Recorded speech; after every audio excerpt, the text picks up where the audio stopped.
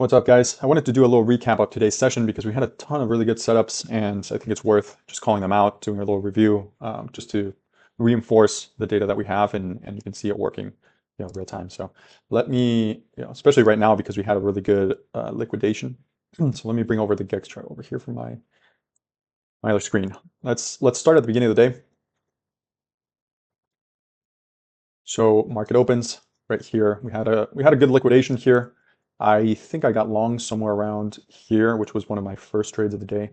Wrote it for a bit, took profits around there. I really should have just waited till the call cluster, trying to continuously get better at doing that, because once we're close to these lines, we often just go and tag them, even though sometimes it doesn't seem like it because we'll trade back and forth until we finally make that push up. But anyway, I took profits somewhere around the zone, called it out in chat. And then we hit the cluster. I started selling, start with a small position, primarily because, let me go back here. So this is the reconstructed tape. As we were, we had this liquidation. As we started moving up, I started seeing these sell orders. And then, you can see kind of like where we were at here. We opened up, pushed lower. These charts are synced. So somewhere over here, we saw these sell orders come in. And then in the reconstructed tape, we saw, what size they are, which above 400, they're pretty sizable in general. I also had the iceberg detector detect an iceberg right here at 54. So I started shorting here with a small position, got kind of run over. Normally I don't like to hold for 10 points, but since I was in a short position and we were doing a lot of back and forth in the zone, as you can see right through here, I was kind of like selling and buying and selling and buying and selling and buying, that it got me into a pretty good short average from my core position. I was able to move back up. I also started selling the option spread, the trade that a lot of people have been doing in the chat, with the expectation that price is going to come back lower, and then you're going to be able to take profits, because typically we expect price to be between these levels, the put levels and the call levels. So if we're early in the morning pushing above them, there's just really high probability that we're going to come back down. So we had that. We also had, what I mentioned here in the reconstructed tape, we had another order somewhere around here. And then eventually we had this little liquidation break right through here, which is right, this liquidation break. I was able to cover everything that I had, the ES short position, as well as the call spread that I had sold. And then I just kind of like waited. I didn't do any more trading. I took a break. We traded lower. I could have gotten a lot, more money out of that. And what was kind of like resistance then became support. We often see this happening. And then once this breaks, what was support now becomes resistance. So that's what happened here. And we had, that all of this selling on the tape. Really good accumulation through here as well, which was that back and forth that we saw through here. We really, really like to see that. And then as we started liquidating, you could see these put lines move from up here. It's really rare that they cluster with the call lines. Sometimes it happens, but it's rare. So it was just a rare occurrence here. In chat, we were all a little confused. At least it wasn't clear the direction of the move. If anything, I had my tilt to the downside because of the order flow of the reconstructed tape. But eventually, once we started selling off, I bought this pinch release. We hadn't actually reached the put cluster at this point, and bought this one as well. I profited on both of these. I think this one I took some off right through here, and then I got stopped out at break even. And this one I did the same thing, profited a bit, and then got stopped out. We did touch the put cluster, and at that time I was kind of like done. I was like, I don't want to buy this thing again. But I think Phil in chat I can't remember what he said, but I was like, all right, I need to trade these things every single time. I have to, because you don't know which bounce is the one that's actually going to give you a lot more points. So I got in, I think at like 36, like 2 point. I remember it being like 2 points too late, but I still made a good amount of money on that. Again, once we're getting near that other cluster, we're likely going to go right to it. And we did. Once we went back to it, I sold the spreads again.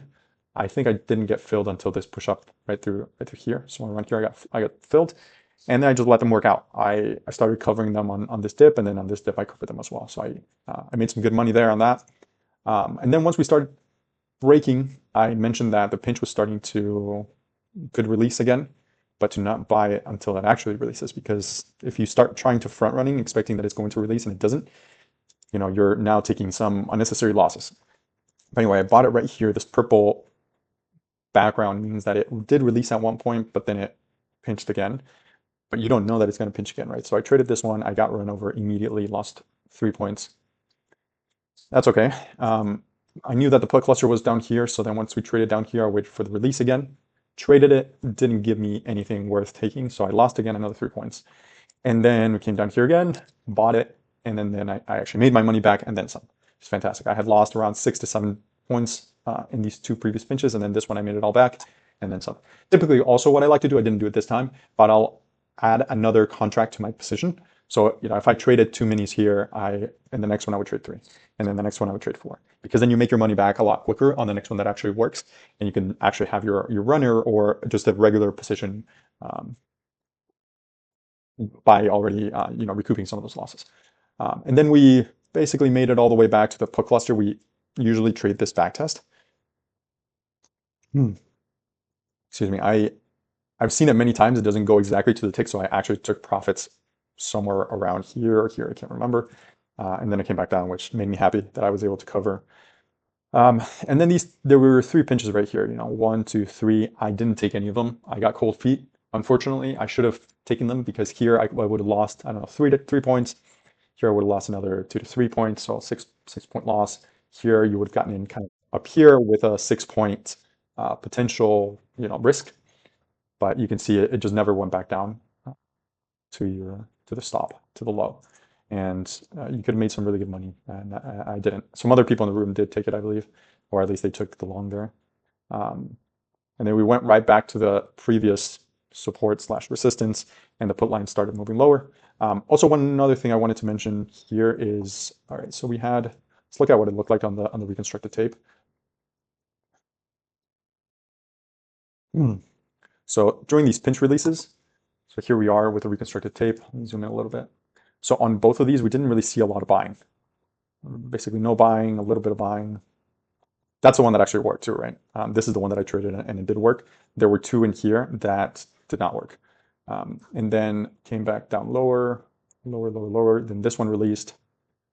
Not a ton of buying there. Came back down.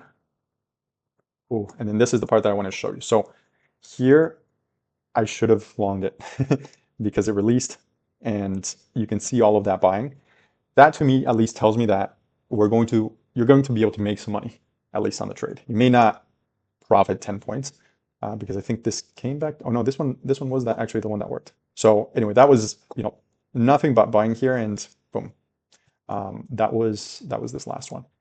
On this chart over here, you can't really see all of them because my bars on this chart usually they can span many other bars on this smaller time frame. So that's why I'm usually looking at the smaller time frame to take the pinch releases. This one's just good to see in the background anyways. But yeah, I wanted to call that out on the recon tape because it gives you that extra level of confidence to take the trade. Let's see where we're at now. So yeah, we came back here, rejected. Who knows what will happen, but like I said, or I don't know if I said this already, but these put lines move lower. They're all down here now. There's likely no reason that we're going to be trading below this level until maybe like the last 10 minutes of the close. So if anything, if we come back down here in the next 30 minutes, I'd be looking to buy it for a mean reversion type of trade. And likely we're not going to go to the call cluster either. So it's a pretty bearish day. Tech was positive before, now it's negative 0.5%. Delta as well. All of these were blue at one point in time.